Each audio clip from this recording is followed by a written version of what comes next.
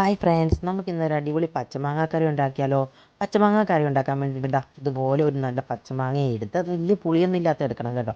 അതിന് ശേഷം നന്നായിട്ട് അരിഞ്ഞ് വൃത്തിയാക്കി നമ്മുടെ ഇഷ്ടത്തിനുള്ള സ്റ്റൈലിലും ഷേപ്പിലും ഇതിനെ അരിഞ്ഞ് റെഡിയാക്കി എടുക്കുക.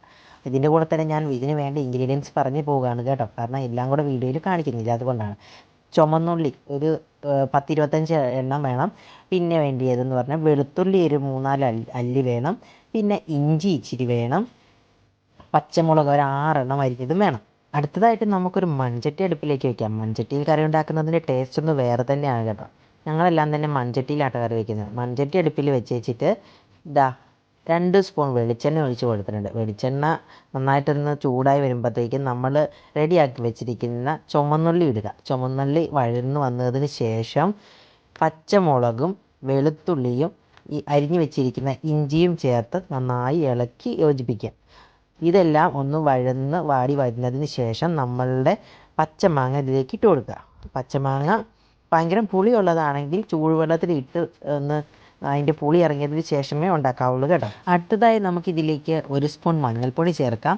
പിന്നെ കറിക്ക് ഒരു കളറും ഷൈനിങ്ങും കിട്ടാൻ വേണ്ടി മാത്രമായിട്ട് 1 സ്പൂൺ കാശ്മീരി മുളക് പൊടിയും കൂടെ ചേർത്ത് കൊടുക്കുക. എന്നിട്ട് ഇതെല്ലാം കൂടെ ഇളക്കി കുറച്ച് കറിവേപ്പില ഇട്ട് ഇതിനാവശ്യത്തിനായ ഉപ്പും ചേർക്കണം കേട്ടോ. ഉപ്പും ചേർത്ത് നമ്മൾ ഇളക്കി 1 ഗ്ലാസ് വെള്ളം ഒഴിക്കണം. 1 ഗ്ലാസ് വെള്ളം എന്ന് പറഞ്ഞു കഴിഞ്ഞാൽ നമ്മുടെ ഈ മാങ്ങ നിവർന്ന് നിൽക്കാനുള്ള വെള്ളമാണ് കേട്ടോ. ഇനി നമുക്കിതിലേക്ക് ആവശ്യത്തിനായ അരപ്പ് റെഡിയാക്കാം. അരപ്പിന് വേണ്ടിയിട്ട് നമ്മൾ തേങ്ങ എടുത്തിട്ടുണ്ട്. 1 മുറി തേങ്ങയാട്ടോ ഞാനിവിടെ എടുത്തിരിക്കുന്നത്. ഇതിലേക്ക് നമ്മൾ റെഡിയാക്കി വെച്ചിരിക്കുന്നത് കൊണ്ട് 10 അല്ലി ചുമന്നുള്ളി ചേർക്കുക. 1 സ്പൂൺ മഞ്ഞൾപ്പൊടി, 1 സ്പൂൺ ജീരകം, കറിവേപ്പിലയും കൂടെ ചേർത്ത് നന്നായിട്ട് ഫൈനായിട്ട് അരച്ചെടുക്കുക.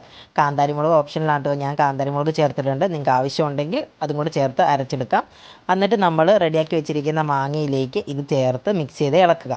അത് നന്നായി ഇളക്കിക്കൊണ്ടിരിക്കണം കേട്ടോ, കാരണം അധികമായി തിളയ്ക്കാൻ പാടില്ല. തിളച്ച് കഴിഞ്ഞിട്ടുണ്ടെങ്കിൽ ഇത് വെള്ളം വിട്ട് പിരിഞ്ഞതുപോലെ തേങ്ങ വേർതിരിഞ്ഞ് വന്ന് കിടക്കും. അതുകൊണ്ട് അങ്ങനെ ആവാതെ നമ്മൾ ഇളക്കി കൊടുത്തുകൊണ്ടേ ഇരിക്കുക. ഇനി നമുക്കിതിലേക്ക് താളിച്ച് ചേർക്കണം. താളിച്ച് ചേർക്കാൻ വേണ്ടിയിട്ട് ഒരു കടായി അടുപ്പിലേക്ക് വയ്ക്കുക. 2 സ്പൂൺ വെളിച്ചെണ്ണ ഒഴിക്കുക. വെളിച്ചെണ്ണ ഒന്ന് ചൂടാക്കി കഴിയുമ്പോഴത്തേക്കും 1 സ്പൂൺ കടുക് ഇടുക.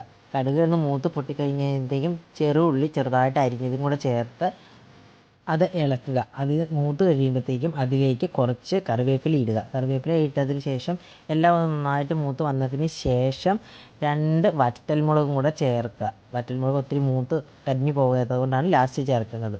ഇത് റെഡി ആയി കഴിഞ്ഞതിന് ശേഷം ഇത് നമ്മുടെ റെഡി ആയിരിക്കുന്നത് മാങ്ങയിലേക്ക് ചേർത്ത് നന്നായി ഇളക്കിയെടുക്കുക കേട്ടോ. അപ്പോഴത്തേക്ക് ഇത് നമ്മുടെ മാങ്ങാക്കറി റെഡി ആയിട്ടുണ്ട്. അടിപൊളി രുചിയാണ്. നിങ്ങൾ ഉണ്ടാക്കി ട്രൈ ചെയ്യണേ. ഇഷ്ടപ്പെട്ടെങ്കിൽ ലൈക്ക് ചെയ്യാനും സബ്സ്ക്രൈബ് ചെയ്യാനും മറക്കരുതേ. ബൈ.